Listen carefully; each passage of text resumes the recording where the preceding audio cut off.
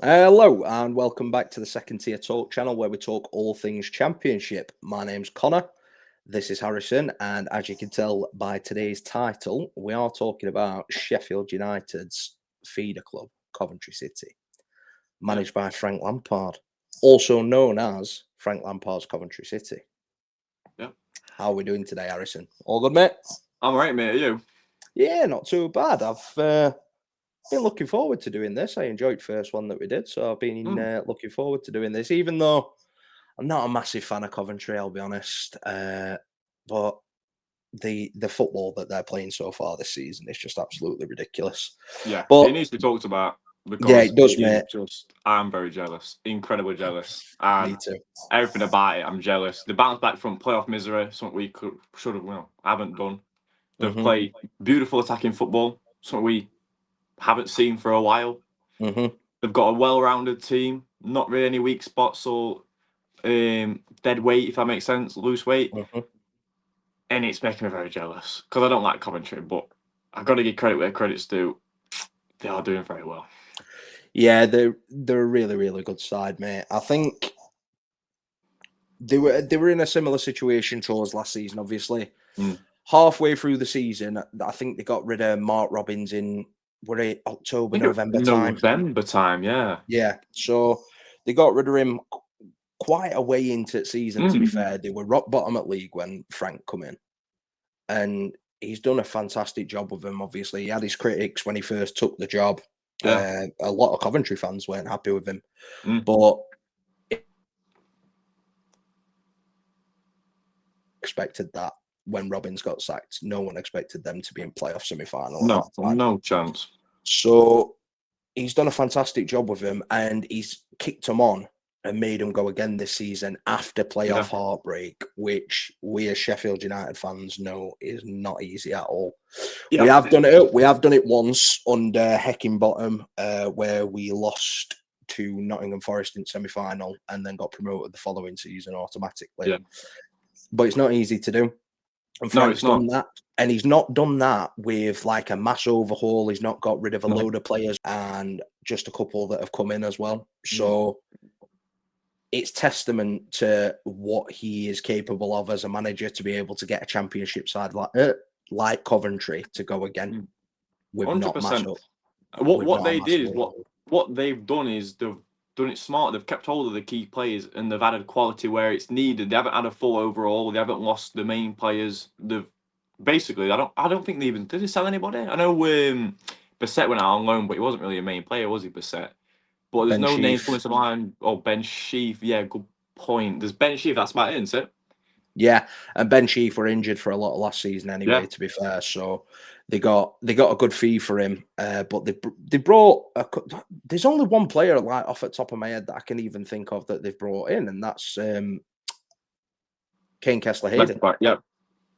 So I can't think of anybody else. Obviously, with someone that we were linked to. But the right backs that Coventry have got, they've got Van Eyck, who I think has got 5 assists so far this season, and then they've got Kane Yeah. Kessler Hayden, who were fantastic at Preston. Obviously, were highly rated when they were at Villa as well. They've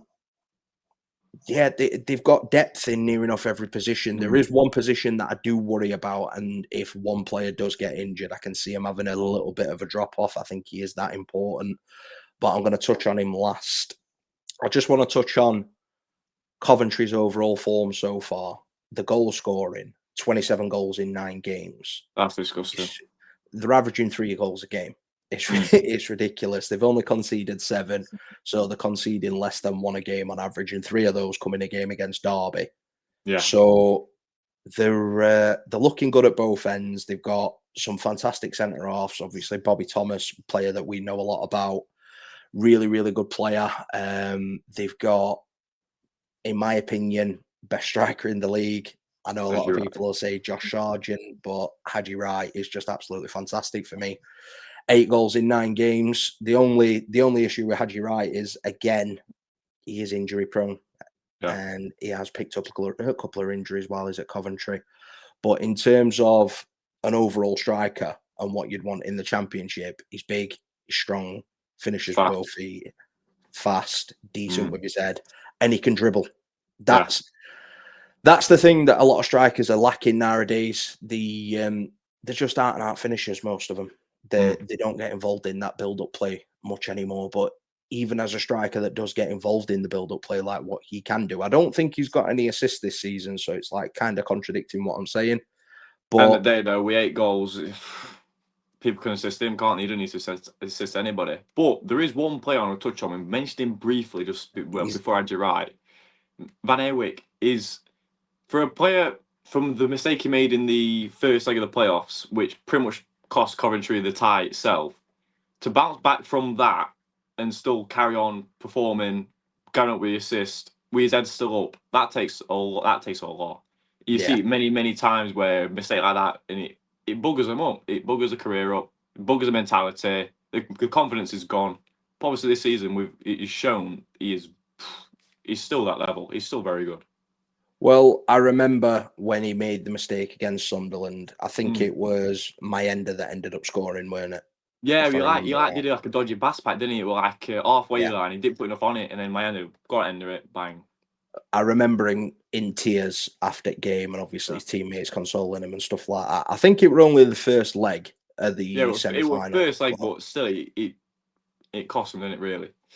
Well, like you said, mate, it can destroy a player's career, that sort of thing, if they don't take it the right way. So I think it's a testament to his professionalism. Yeah. And like look at, for example, Fantaki Dabo, who used to play for Coventry. He missed a penalty against Luton in the playoffs, and look where he is now. He got released from Forest Green, I think. Yeah, somewhat like that. And he were a good player as well, Dabo. He was good. So you are 100% right, mate. But with Van Eerwyck as well, he was someone that was of interest to a lot of teams over the summer, and he's ended up staying at Coventry. So he's dealt with the interest and like the talk around his name really, really well, and he's kicked on again this season. Yeah. So he's been fantastic so far this season. Haji Wright has been absolutely brilliant. Obviously, we've already touched on him. There's 2 more that I want to touch on. Victor Torp, who has just been quality, pure quality. Yeah. I were watching some. Obviously, I've known that we were going to be doing this video for quite a while, and I was watching the QPR game highlights and the goal that he scored against QPR. 1 touch out of his feet, curler into the top corner from about 25-30 yards out. Disgusting. And he was someone that were on the bench quite a lot last season, so he's stepped in and made it his own.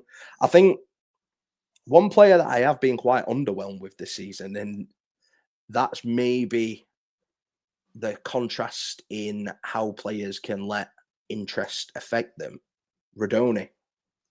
He's not really been as, not to say talked about, we haven't really chipped in, has he, a lot this season compared to last. Like, every time you see Coventry last season, it was Rodoni assist or potentially a goal here and there, but you'd always hear his name, and this season I haven't really heard nothing about him.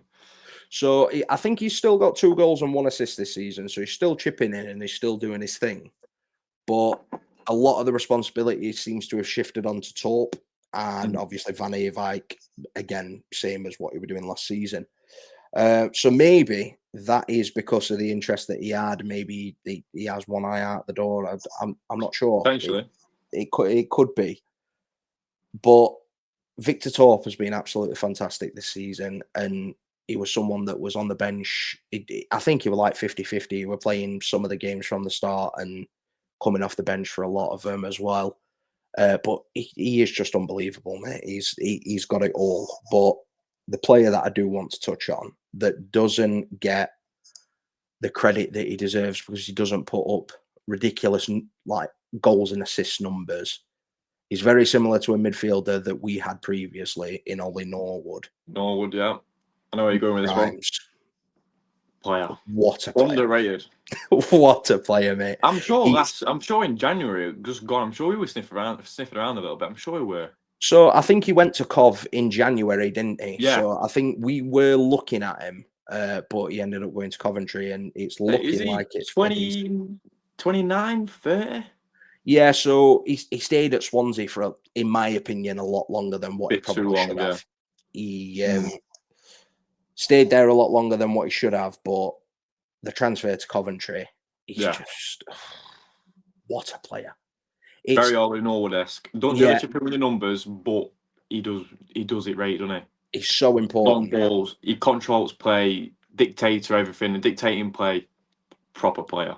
He's so important, mate. He just dictates the tempo of games. See, I always think if you've got a strong midfield, that's a very good foundation because your midfield links up the strikers, it links up from the defence. In my opinion, midfield is the most important part of a team gelling. Yeah. If you've got your midfield right, 100%. you don't go too far wrong, and Coventry have got their midfield spot on. Yeah, they really have. They've got a fantastic midfield. The only thing that I do worry about with them is if Matt Grimes gets injured. Yeah, who else have they got? Because obviously Ben Sheaf went to Wrexham. Is Victor Torp more of a cam, or is he more of a centre mid? So Torp's someone that can pretty much play anywhere. Who else have they got? I'm trying to think off the top of my head, and I'm coming up blank. It's probably because I'm a Matt Grimes fanboy, to be fair, so I don't really notice anybody else in midfield. I was going to say Liam Kitchen, but Liam Kitchen's a sense back, isn't he? Yeah, he is. Yeah. He is. But I think that pretty much highlights my point about what I'm trying to say about Matt Grimes, to be fair, because I can't think of anyone that would be able to step in and have that sort of impact that he has on games. Like, I've seen him play for Swansea, and I've seen him play against us for Coventry as well. We beat Coventry 3-1 at Bramall Lane last season, but he was still one of the best players on the pitch in terms of the way that he dictates play. He just makes things tick, and I am a massive fan of him. Really like him. Going back to the Norwood comparison, like, I know how, if you're obviously Chef United watching this, you might not be, but we all know how important Norwood was to that promotion to Premier League. He was probably the difference, in my opinion. He is obviously, Matt Grimes is their Norwood. Yeah, he's 100%. Just quality. 100%. And I think me and you were talking about this before we started recording a little bit. What I like about Coventry is they've got an identity, and it's very much the identity of the manager, Frank Lampard, in terms of the way that they're playing football. So one thing that Coventry do really well compared to other teams is first time shooting, no nonsense, direct football, getting it down the wings, crosses into the box, first time finishes from the strikers, and even from the midfielders from the edge of the box. They're not scared to shoot early. And I think they're catching a lot of goalkeepers and defenders by surprise. As soon as they're getting into an area that they can shoot, the shooting and the scoring. And it's another thing I'm very jealous about, because obviously you see, I hate going back to talk about United, but I can't help it. I hate us at the minute, but I can't help it. It's a good comparison for me. Yeah. But the amount of times we see the ball and it just gets try walking in the net, try walking every single time, try walking it in, and it always goes out for a goal kick or we lose possession. Yeah. There's never really a time where you see a player have a snapshot like last season. Vinny Souza try and crack it from God knows where. That is what you sometimes need. Sometimes you don't need the tiki-taka, the overlaps, the mental runs through middle. All you need to do sometimes, somewhere with a bit of quality at edge of box, like a Matt Grimes, whip it, get it at edge of box, touch out your feet, bang, goal. That sometimes is the difference between 3 points and no points. Yeah. It's simple, isn't it, really? It really is simple, but it's effective. I get frustrated when I watch us and we're trying to walk the ball into the back of the net, and then I watch Coventry against QPR, Coventry against Wednesday, Coventry against Millwall, Coventry against Birmingham, just taking shots from anywhere. Intense pressure up the pitch, win the ball back, bang. None of this faffing around, tippy-tappy crap, just bang, straight in. But this is another thing as well. Even though they are taking snapshots and they're scoring goals from these snapshots, they're still scoring nice goals. The chances that they're creating are just, they're outstanding. They have a balance. They have a balance. They have a good balance. You don't have a one player every game trying to have a whirl every game. They've got the balance of sometimes throwing a whirl or sometimes do a bit of tiki-taka. And it's that balance you need. You can't be all in one, so you can't be all, shoot on side. You can't, or then you can't all be, try tiki-taka, tapping it in goal. You got to have that balance, and Coventry have got that balance, hence why they're scoring so many goals. Yeah, 100%. And I said it, obviously, I could watch, if I didn't know who Coventry City's manager was, but I was watching highlights of them play football, and I was asked to guess who the manager was based on what I know about Frank in his playing career and the way that he played football. Shots from the edge of the box, getting on to the end of things, highest scoring midfielder in Premier League history. Yeah. I'd guess Frank Lampard. So that's testament to the work that Frank has done. I think I've had enough of praising Coventry at this point. I fucking hate doing it. Before we go, because I'm the exact same as you, but sometimes gotta give credit where credit's due. You can't not sugarcoat it. They are doing incredibly well. Do you think, come end of the season, you reckon they'll still be up there? I think they win the league. I think they'll drop off come February-ish, but they will bounce back. I do still think they get promoted automatically, but I think there'll be a bit of a dip and there'll be a bit of doubt in the fan base, like it happens to everybody. Look at Leeds; they do it all the time. But I think come February, March, have a tiny bit of a dip in form. People start worrying, but then they'll bounce straight back up. I can't see. For me, there is not at this moment in time a better, well-structured, well-rounded team than Coventry City. They keep doing what they're doing, they will be promoted. Yeah, I agree, mate. I think it's the perfect storm for Coventry at the minute. A lot of the big boys that were tipped to be up there this season, i.e. us, Ipswich, Southampton, Leicester, all had slow starts apart from Leicester. Leicester are the only team that are in and around where you'd expect them to be based on the talent that they had in the squad. So I think it's the perfect storm. And I will caveat this: I think it's now or never for Coventry. Yeah. I think they've had that many close calls the last couple of seasons. Playoff heartbreak. We're against Middlesbrough, then Sunderland. Yeah, like it's now or never, isn't it? Yeah, I think they've got to go up this season, or they are going to be waiting for a long, long time. A long time. I reckon if they don't go up, the best players we poached, as it's been seen. Look at us. Vinny Souza gone. Ahmed Elzic gone. Yeah. If they don't get promoted this season, I think you'll be saying bye to Hadji Wright. I think you'll be saying bye to Torp. And I think it'll be a very dark road if you don't get promoted. But I do think you get promoted. So hopefully, for your boys, you do. For me, I hope you drop off. Yeah, but best of luck to him, because even though I'm not the biggest fan of Coventry overall, obviously we've had a bit of it's all banter and all love at the end of the day in it. But I do wish him the best of luck, because the way that they are playing at the moment, I want to see the best teams in this league go up to the Premier League. I want to see teams up there on merit. So if they carry on playing the way that they do, blowing teams away, I'll enjoy watching them, and best of luck to them. I want to see them up there. Only times I don't want to see them do well is obviously when they play United. Like, fuck yeah. I think we all know the score after that one. I think they're going. I think we're like 8-0 back to Newcastle again. Could be a cricket score, mate. Could be a cricket score. It would not surprise me. Hadji Wright get double hat-trick. Yeah, something like that. But we'll leave it there anyway, mate. Thank you very much for watching. Coventry fans, obviously let us know your thoughts on the season so far. Whether you think we were fair in this assessment, if there's anything that we've missed out, if there's any key performers that you think deserve a bit of praise and recognition that we've not mentioned on the video. Tell you what, I'm going to drop a name, but I'm not going to say anything about it because I know what gets said. Brandon Thomas Asante. That's the name. Coventry fans, you know the score. But I need to mention him because he needs to be mentioned. Yeah, brilliant, mate. 5 goals, 3 assists. We'll leave it there, though. Absolutely fantastic. But like I said, thank you very much for watching. Please drop a like on the video, subscribe to the channel, and stay tuned for more content moving forward. Hull fans, if we have got any Hull fans watching, there will be an Ollie McBurney video out shortly. Someone that we know very, very well and that we are big fans of. So yeah, keep your eyes peeled for that, and take care. Have a good weekend.